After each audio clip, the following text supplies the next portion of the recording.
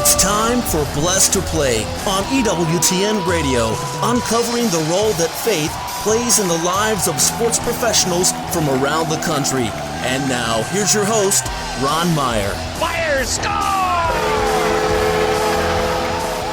My guest today is Father Michael Sliney. He's a Legionnaire of Christ priest located in the great state of Maryland, and he's quite a runner, folks. He has ran a number of marathons. We'll talk about that, his training as a runner, and also how he incorporates that into his ministerial life. I'd like to welcome Father Michael to Blessed to Play. Father, so great to have you on. Well, thank you. It's a pleasure to be on. Well, this is quite interesting because the first question that comes to mind with all your clerical responsibilities, where do you have the time to train for a marathon? Well, no, you're right. I think priests are busy. We have a lot going on, a lot of responsibilities, but, we don't have a wife, we don't have kids. So we do have more flexibility in our schedule. And for me, it comes down to getting up earlier. I typically get up just before 5 o'clock in the morning. I do my prayers, I'll have breakfast, and then I'll go out for a run. And then I'll start my day typically around 8:30 or 9, and I have a full day ahead of me after that. All right, so it's been 10 marathons, 2 in Hartford, 2 in Suffolk County. You ran the Marine Corps Marathon. You had a number of bishop events. You qualified and ran Boston in 22 and just this past one. And that's a great a marathon to qualify for. And the atmosphere I hear is, one of the best, if not the best. And New York City obviously is up there as well. And you also qualified for Chicago in 2024, and you're in training now. So I think you got the bug. Is that fair to say about being a runner? And what drives you to just keep training and keep participating as a marathoner? Yeah, I think most people would think that marathon runners are a little crazy. And I think most of us would agree with that run marathons. And it is a bug. It's something that you suffer. You suffer in training. You suffer during the race. It's just a lot of pain that you go through, a lot of inconvenience. But there's something about being in it, being in this world, and something about finishing a hard marathon after 18 weeks of training too. It's a real sense of accomplishment. And I would say briefly that I consider marathon training as part of my life training, as part of my priestly training. And yeah, I'm trying to qualify for Boston again, but this also helps me qualify for heaven. Because if I can push myself on the canal, on the trails at 6 a.m, I can push myself as a priest during those hours of confession and long hours of ministry. Yeah, that's interesting because, I've ran a number of marathons. I'm not a runner, but I have run, and there's those times in training where you don't just feel like training. And then there's times when you're running where you get a runner's high, but obviously sometimes you don't feel that good. But it's that discipline and commitment that keeps you going. And that's analogous to your life as a priest as well, I would assume. Yeah, I would say most marathon runners that are serious don't really question if they're going to run. They question when they're going to run and how hard it's going to be. But yeah, I mean, many of my runs right now are in 90-degree weather. I was out the other day. It was 97-degree heat index, and thankfully I was running in the shade. But it was not an enjoyable run. But I just did a really tough funeral 2 weeks ago. It was an 18-month-old girl that I had to, bury and do the mass for and assist the family with, and that wasn't pleasant.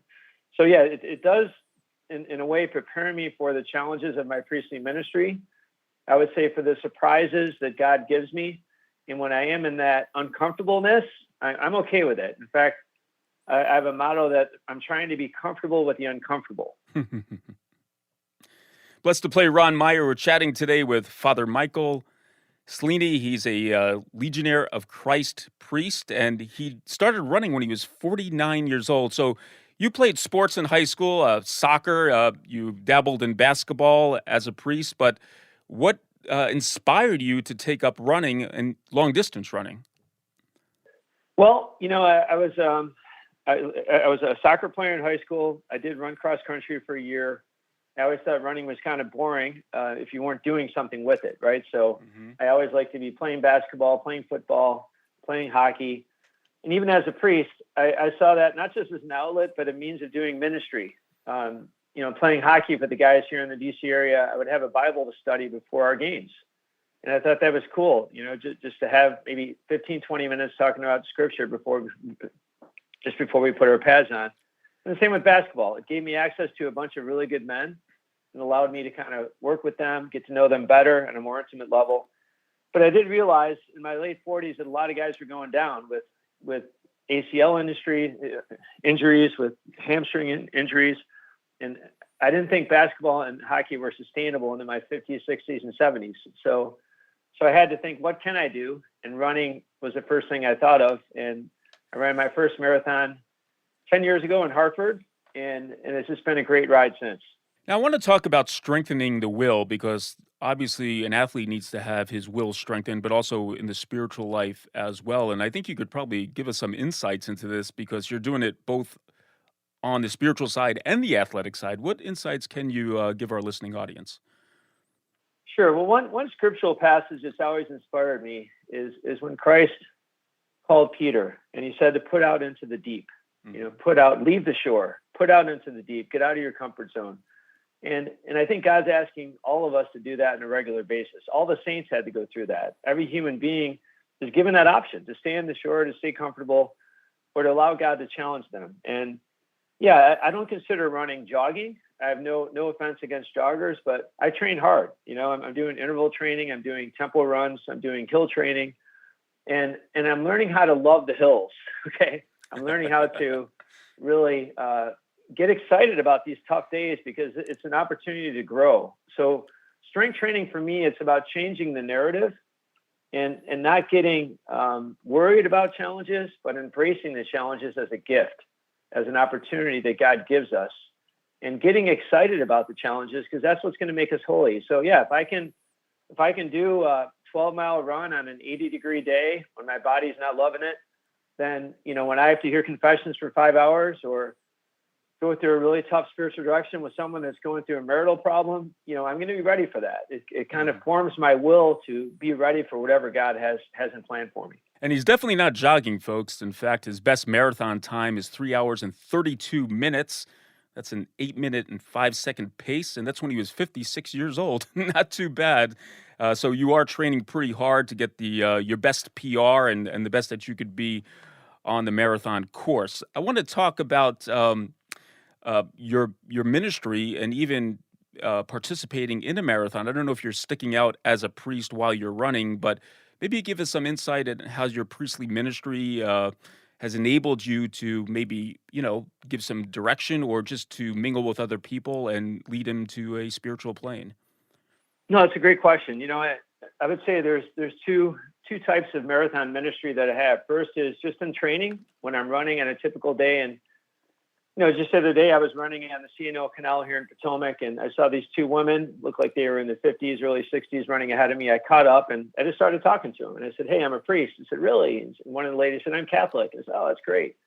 And then I asked her, "So are you going to mass? Do you practice?" She said, "No, Father, I don't really agree with the social teachings of the church. And, my husband doesn't support me, and I just stopped going to mass." And I started talking about my mom and how she went to daily mass and how that helped me so much. And she has younger kids, or, high school kids. And I said, I think the greatest gift you can give your kids is to have that glow of Christ in your heart. And, I said, look, we're all in the same boat. We're not too far away from beating God. We need to get ready for that. And I think the ladies really appreciated that. So maybe I'm not going to see those women in the pews on Sunday, right? Mm-hmm. But I'll see them on the trail. And I've had a lot of conversations with runners I just literally catch up to on the different trails around here, and just engage with them and have conversation.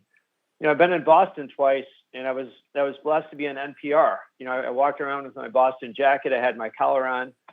So an NPR reporter stopped me, and we talked about what we're talking about right now: marathon ministry, the race of life, and our faith. And NPR is not a Catholic show; it's not EWTN. So it gives me an opportunity to evangelize a more secular world. Mm-hmm. And I would say, finally, in the virtual world, I'm on 8 or 9 different Facebook pages that have to do with running. The 4 of them are Boston Marathon pages.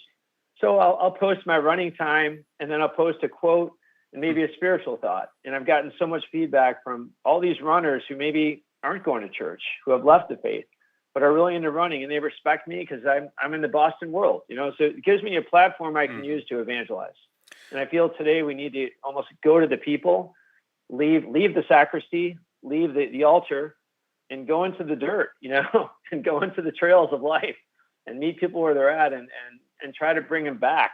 Because right now there's a problem. We don't have a lot of practicing Catholics in our country. Blessed to play Ron Meyer. We're chatting today with Father Michael Sliney. He's a Legionnaire of Christ priest. He's located in the Beltway in Maryland, the Potomac region, and running some marathons, a few different marathons. And what's your favorite marathon? I have to ask you. I mean, Boston sticks out to me, but that might not be your favorite. I would say Boston so far is my favorite. I'm looking forward to doing Chicago. I'm training right now for the Chicago Marathon. That'll be October 13th. What I like about Chicago is I'm from Michigan. I'm from the Midwest. So I look forward to running with a bunch of Midwesterners, hopefully, at least a good number of people from Chicago. I love that crowd. But what's unique about Boston is you have fans for 26 miles. I mean, for 26.2 miles, you have thousands of fans cheering you on every step of the way, and I usually write in my bib, Father Mike, so people can see it.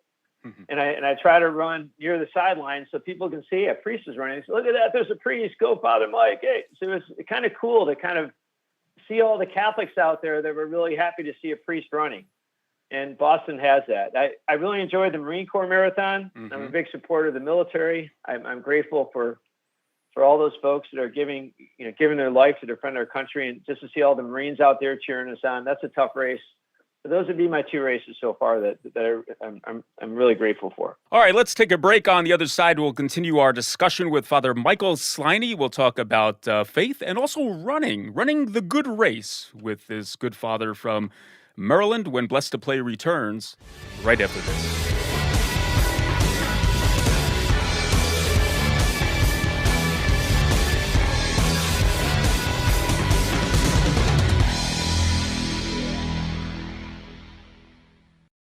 Registration is now open for At the Well, the Young Women's Eucharistic Retreat, hosted by the nuns of Our Lady of the Angels Monastery in Huntsville, Alabama. This one-day retreat is Saturday, July 27th from 7 a.m. to 4 p.m. It's open to single young women between the ages of 18 and 29, and it's just $25 per person. Please visit olamshrine.com/news. Helping build strong Catholic families. This is EWTN Radio.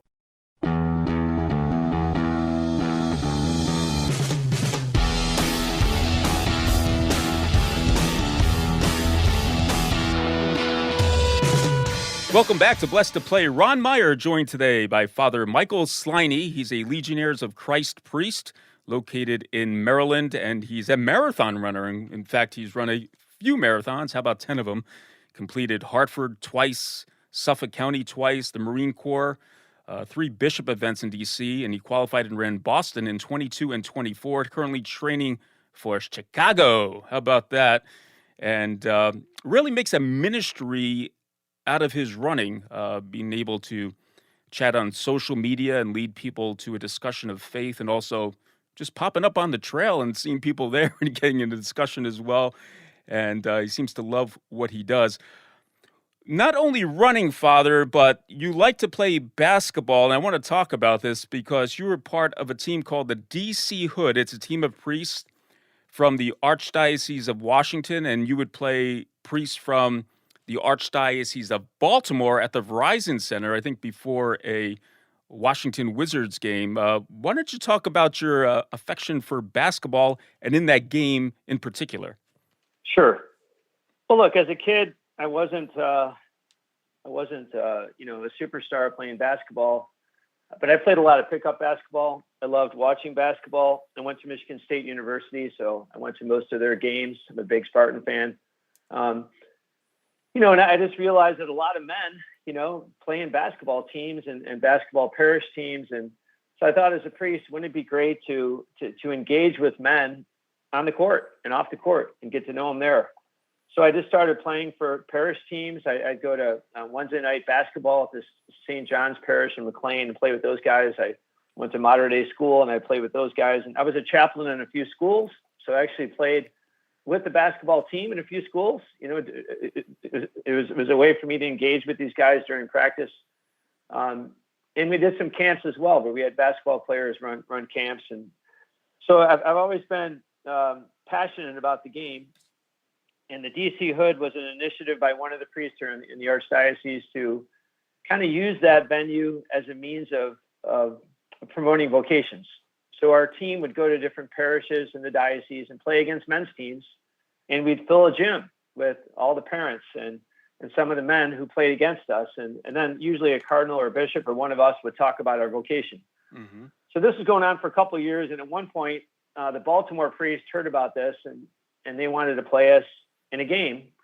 So we basically played them at the Verizon Center for a few years, just before the Wizards game. So we got to actually dress in the Wizards locker room. That was impressive to see all the lockers and, this NBA locker room, and to have our special jerseys for the game and to play on the Wizards court. And it was really kind of unique to be out there. And it was just a great opportunity to witness. And I would say, Ron, my big thing is I think people need to think of priests as being normal people too. Uh-huh. Many of us do play sports. Many of us are athletes. Maybe we're not professional, but I think it should hopefully make young people think that, just because I'm an athlete and I like doing things other guys like to do doesn't mean I can't be a priest. I can be a normal guy that has a passion for sports. And I think the DC Hood was trying to promote that concept. Yeah, and we've had a number of priests on this show who are incredible athletes, top-level elite athletes.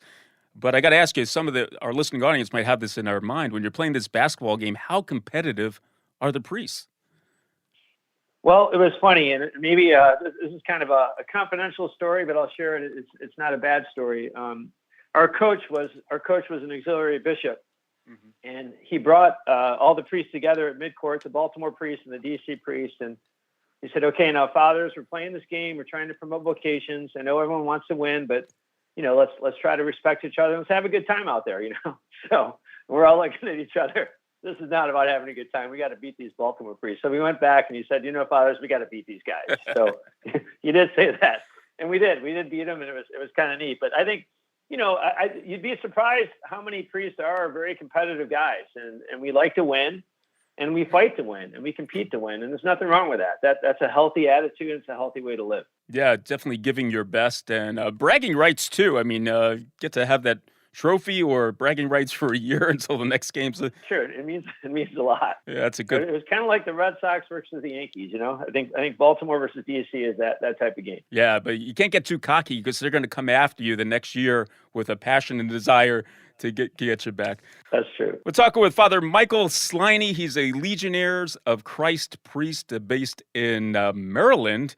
And Father, let's talk about just sports and faith in general, because I think you could probably talk about the link and why it's so important, especially for young people listening, that you could be competitive, you could, play sports, but how do you incorporate that faith aspect into that life experience with sports? Sure. Well, I'll start with an anecdote. I'm a big fan of St. John Paul II. I actually met him 7 times when I was studying in Rome. And I served one of his masses, and I'd actually just come off the basketball court. So our basketball team was asked to serve his mass. So all of us, jumped in the shower. We went to the Vatican, we served his mass. Most of the guys are pretty tall on the team. And St. John Paul saw all of us, and he said, "Oh, Legionaries of Christ, you're the athletes for Christ." And we kind of smiled. He smiled, and we served the mass. But I feel that we're all called to be athletes for Christ. And, the discipline, the dedication, the sportsmanship, the courage, the perseverance of being an athlete translates into being a good Christian too. All those qualities you can apply to our Christian journey. And, life requires discipline. Life is hard. Life is challenging. And you got to prepare for those challenges. You got to get used to those challenges. You have to overcome those challenges. And I think what you endure in your particular sport is what you're going to endure as a human being, as a Christian out there in the world. So I think it's great preparation. It's great training. You can't beat it. Now, I always like to ask our guests about some practical advice. And obviously your expertise is, the religious, the spiritual life. So maybe an athlete listening to this show who just happened to come on the show as far as tuning in wants to know, what steps can they take to incorporate their spiritual life with their athletic training? Yeah, look, I think just like we all have a training plan, a training program. I know as a runner, I have, a 6-day training plan. I have an off day where I do biking and other types of workouts, and I stick to that plan. I think you need to have a spiritual plan. Mm-hmm. And the church, is very simple in this sense. We need to have the Eucharist, anything that has to do with adoration, daily mass, time spent with our Lord in prayer. I think scripture is a big part of that, getting to know Christ by reading the Bible. I do that for an hour every morning. I do my Lectio Divina based on the gospel of the day, the readings of the day.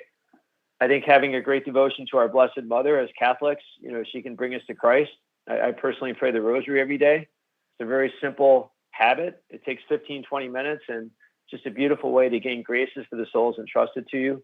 And look, you can talk to Jesus anytime. You can talk to him in the car, shut the radio off, listen to the Holy Spirit, have a conversation with our Lord.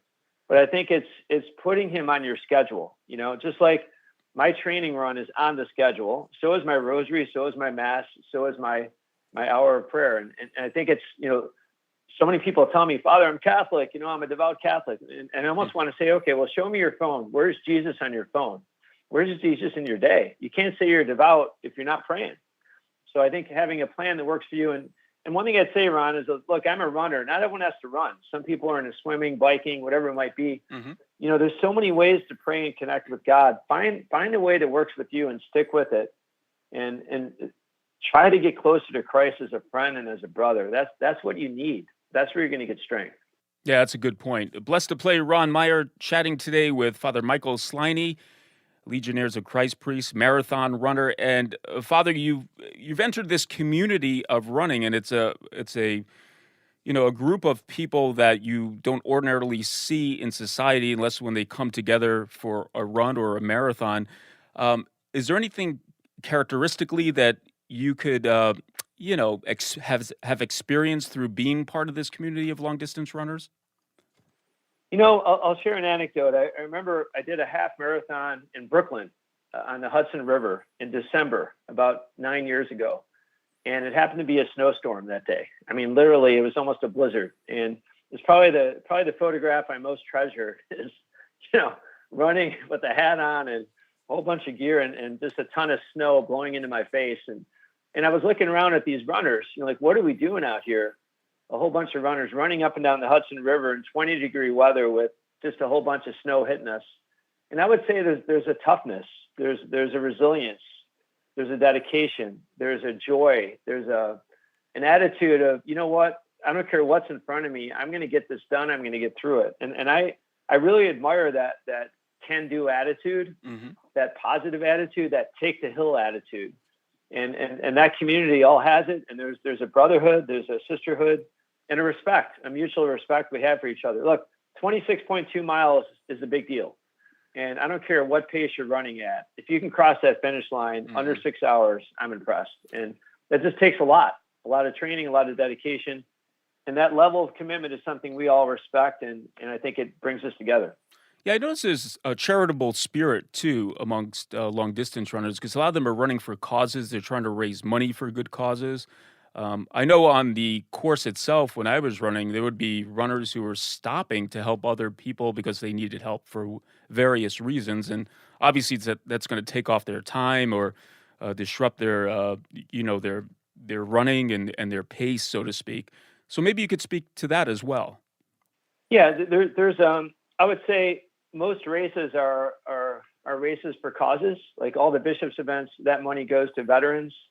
It goes to wounded warriors. It goes to EOD warriors. Mm-hmm. So I feel really good about giving them $100, knowing that most of the money is going to go to a good cause. So there's that. In most major races like Boston, Chicago, you can if you can't qualify, you can pay $5,000-$10,000 for a charity, and that goes to Children's Hospital or maybe another good cause. So there's a lot of that too. But you're right. There's a spirit of really caring about other people as you're running. I remember my first Hartford race. I was really impressed by this woman. It was around mile 19. And 19 to 23 was kind of a loop. It was a 6-mile loop. So the people who were on mile 21 were looking at us at 19. And she was cheering on those runners that were 4 miles behind her for like 2 miles. I was right behind her. She said, "You got this. Come on." And I'm thinking, I'm about to die. And she must be tired too. But she's cheering on all these runners that are probably, a little slower than we are, 4 miles behind us. But what a noble spirit. I've seen blind runners, and there's 2 runners on either side of the blind runner, for 26 miles, getting them across the finish line. I've seen dads pushing their paraplegic sons Mm-hmm. in a wheelchair for 26.2 miles. And yeah, anytime anyone falls down, or even during the Boston Marathon, last month, I saw this guy kind of zigzagging back and forth, and he looked like he was delirious. And I mean, it was a rough race. It was hot. I think a lot of people were surprised. Anyway, I asked him, "Hey, how you doing?" He said, "I'll be okay, but thanks for stopping." And that's just what we do. You see someone who's not in a good spot, and you're not. Maybe your time's not going to be great, but people are more important than the time, right? So at the end of the day, you look out for them, and that's critical. Yeah, that's a good point, and it just shows the spirit of the marathon runners that oftentimes, especially when it's televised, it's not captured on camera, but as you are a marathon runner, you see this when you're running the course, and those are great things to take away from the running community, and it shows what these people are made of for sure. Well, Father Michael Sliney has been our guest, and folks, he's quite a runner and 10 marathons, and now he's training for Chicago and continuing at 58 years old, continued to run 26.2. That's a lot of miles and something that takes a lot of training, a lot of dedication, but he also incorporates this into his ministerial life as a priest. Father, thanks so much. Really appreciate the time and sharing a little bit about you here on Blessed to Play. And good luck in Chicago. We'll be thinking about you. Okay, thank you so much for having me on the show. Very grateful. Hey, Blessed to Play fans, check us out on the web at blessedtoplay.com. That's blessed, the number 2play.com. You can like us on Facebook. Hit us up on the platform X at Blessed to Play. For Father Michael Sliney, I'm Ron Meyer. We'll catch you next time right here on Blessed to Play. You've been listening to Blessed to Play with host Ron Meyer on the EWTN Global Catholic Network. If you have a question or comment about today's show, feel free to email us at info@blessedtoplay.com. That's blessed, the number 2, play.com. You can also connect with the show on the web at www.blessedtoplay.com. Again, that's blessed, the number 2, play.com.